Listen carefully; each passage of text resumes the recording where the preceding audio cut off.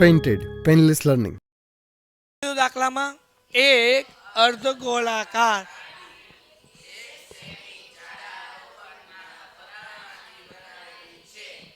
કેટલું લોખંડ છે? ઉભા રહો ટાંકી છે, ટાંકી. બુક આપો, એ બુક આપ. આ ટાંકી બનાવી હશે, અર્ધગોળાકાર છે, પણ સમજાવવા માટે સમજાવું છું. આ એક લોખંડની પતરું હતું, પતરામાંથી અર્ધગોળાકાર ટાંકી બનાવી. આ સમજો કે આ ગોળાકારનું જે હતું અર્ધગોળાકાર, એનો ઉપરનો ભાગ ગોળ ભાગ છે, છાલિયાનો ઉપરનો ભાગ છે. અને આ જે છે એ કેટલી છે? તો કે ભાઈ 1 સેમી જાડાઈ. આ જે જાડાઈ છે એ કેટલી છે? 1 સેમી. હવે આપણને એમ કીધું, જો તેની અંદરની ત્રિજ્યા 1 મીટર હોય, અંદરની ત્રિજ્યા એટલે કે મધ્ય બિંદુથી અંદરના પૂંઠા સુધીનું માપ કેટલું હોય? 1 સેમી. બરાબર, 1 મીટર હોય તો આ ટાંકીના બનતા વપરાતા લોખંડનું ઘનફળ, આખી વાટકાનું ઘનફળ નથી ગોતવાનું, જે લોખંડ વપરાણું છે એ લોખંડનું જ ઘનફળ ગોતવાનું છે. એટલે કે આ જે પતરાની શીટ હતી ને એ શીટનું ઘનફળ ગોતવાનું છે. કોનું ઘનફળ ગોતવાનું છે? તો હવે અહીંયા તમારે શું કરવાનું? તો પેલા બહારની ત્રિજ્યા ગોતવાની. કઈ ત્રિજ્યા ગોતવાની? કેમ ગોતવાની? તો કે અંદરની ત્રિજ્યા 1 મીટર હતી અને આ જાડાઈ કેટલી હતી? 1 સેમી. તો બહારની ત્રિજ્યા કેટલી થાય? તો કે અંદરની ત્રિજ્યા વત્તા જાડાઈ, એટલે મેં લખ્યું બહારની ત્રિજ્યા બરાબર. આ જે છે અહીંયા હું લખી નાખું સૂત્ર, એટલે ટપ્પો પડે કે ક્યાંથી આવ્યું એમ. તો જુઓ, જરાક ધ્યાન રાખો. તો બહારની ત્રિજ્યા બરાબર અંદરની ત્રિજ્યા, અંદરની ત્રિજ્યા વત્તા જાડાઈ બરાબર. અંદરની ત્રિજ્યા દાખલામાં આપણને આપી છે, અંદરની ત્રિજ્યા કેટલી છે બેટા? 1 મીટર છે. કેટલી મીટર છે? 1 મીટર. વત્તા જાડાઈ કેટલી છે? 1 સેમી. એટલે 1 નહીં મૂકવાનું, ને કે 1 વત્તા 1 થી જાય ખોટું પડે. આ મીટરમાં છે તો આ સેમી નહીં, મીટરમાં ફેરવવું પડે. કેમાં ફેરવવું પડે? તો તમને બધાને ખબર છે બેટા કે 100 સેમી બરાબર 1 મીટર થાય. આવી ખબર છે કે નહીં? શું છે? 100 સેમી બરાબર 1 મીટર છે. અહીંયા 1 જ સેમી આપ્યું છે, તો સેમીને મીટરમાં ફેરવવું હોય તો 1/100 મૂકવા પડે. કેટલા મૂકવા પડે? 1/100 માં 2 મીંડા છે, અને મારે પોઈન્ટમાં લખવું હોય તો થાય 0.01. શું થાય? એટલા માટે જે જાડાઈ 1 સેમી છે, જાડાઈ 1 સેમી એટલે કેટલા થાય બેટા? 0.01.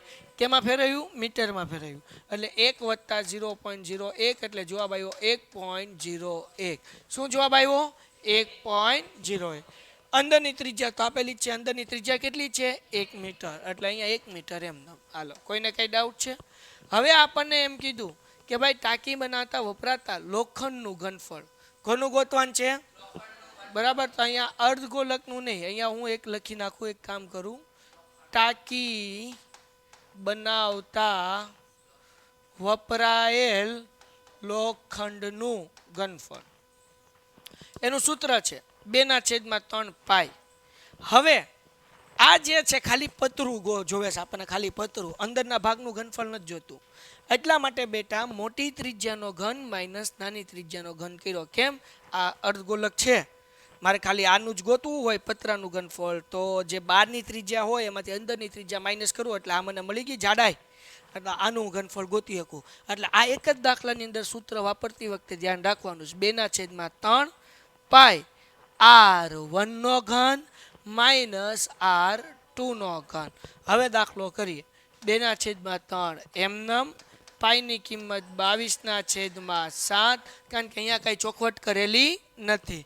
ઓકે. પછી R1 એટલે તમને ખબર પડી ગઈ, અહીંયા બહારની ત્રિજ્યાને R1 કીધું.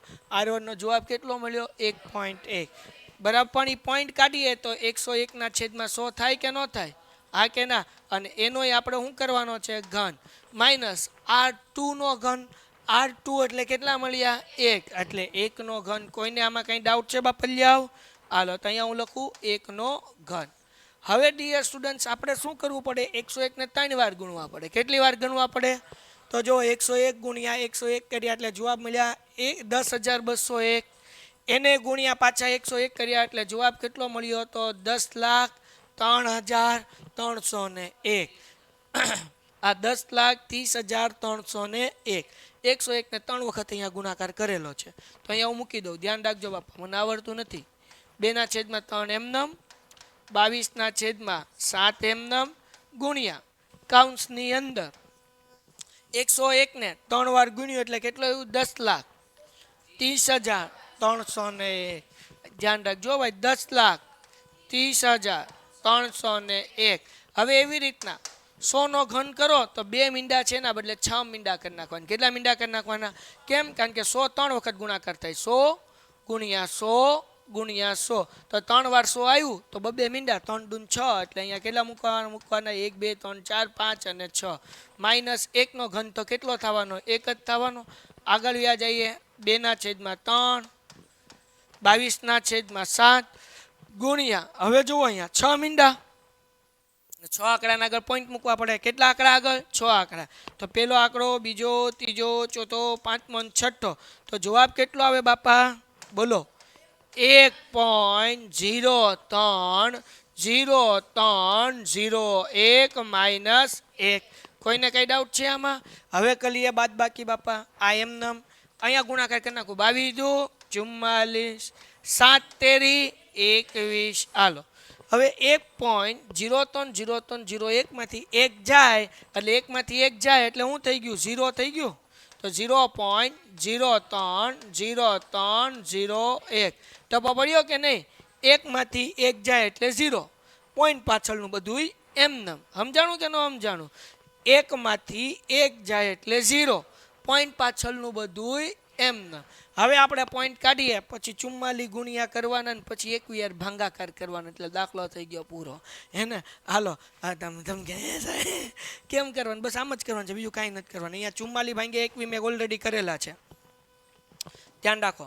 હાલો 44 ભાંગ્યા 21 કરો એટલે જવાબ કેટલો આવે? 2.09. તો અહીંયા હું લખું ભાઈ 2.09. અહીંયા જ હું કરી નાખું. હાલો એટલે આપણું એક સ્ટેપ વધે. ડુમ 22 × 44 આવડા સ્ટેપમાં કરી નાખું છું. 7 તેરી 21 અહીંયા લખી નાખું છું. અને આનો જે ગુણાકાર છે કે નહીં એ અહીંયા લખી નાખીએ. 44 ભાંગ્યા 21 કર્યા એટલે કેટલો જવાબ આવેલો છે? 2.09. એ અહીંયા લખી નાખો એટલે આપણું સ્ટેપ વધે નહીં, જગ્યા વધે. બરાબર ને? હવે આપણે શું કરશું બેટા? તો કે આ જે 0.30301 એને ગુણ્યા 2.9 કરવાના. એટલે હવે ધ્યાન રાખો 0.3 એટલે 0 કાઢી નાખો એટલે આપણી આગળ શું આવ્યું ભાઈ? 30301 ગુણ્યા 209. આ બેન ગુણાકાર કરાય. આ 0 તો એની કાંઈ ગણતરી થાય નહીં. તો આપણે શું કર્યું? આ 30301 એટલે 30,301 એને ગુણ્યા કેટલા કરવાના? 209. કેટલા કરવાના?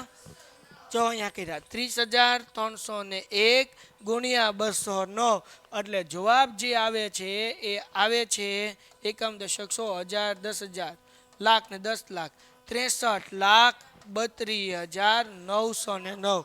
કેટલો જવાબ આવે છે બાપા? 63,32,909. હાલો ઉભાઈ રહો ભાઈ. તો એ હું જવાબ અહીંયા જ લખી નાખું. જવાબ યાદ રાખજો. હું હતું 63,32,909. કોનો ગુણાકાર કર્યો? 31 એટલે 30,301 ગુણ્યા કેટલા કર્યા? 209. એટલે જવાબ કેટલો આવ્યો? 63,32,909.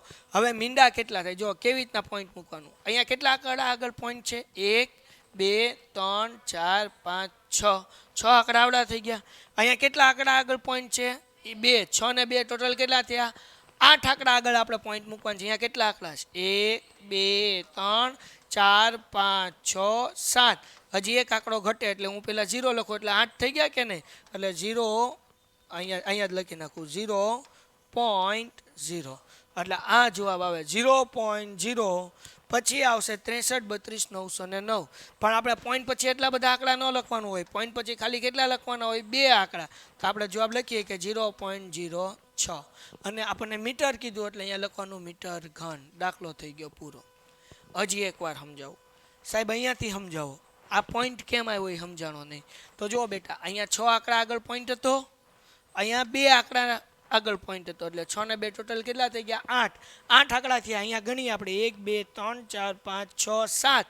8 આંકડા આગળ પોઈન્ટ જોવે એટલે આગળ એક 0 મૂક્યો એટલે 8 આંકડા થઈ ગયા. હવે પોઈન્ટ મૂકીને 0 મૂક્યો એટલે જવાબ કેટલો આવ્યો? 0.063,32,909. અને પોઈન્ટ પછી 2 જ આંકડા લખવાના હોય એટલે 0.06 મીટર ઘન. દાખલો થઈ ગયો પૂરો. આ જવાબ લખી નાખો ને અહીંયા મીટર ઘન લખી નાખો તોય વાંધો નથી, અને આવડો આ લખો તોય વાંધો નથી. ડન છે. Painted, Painless Learning.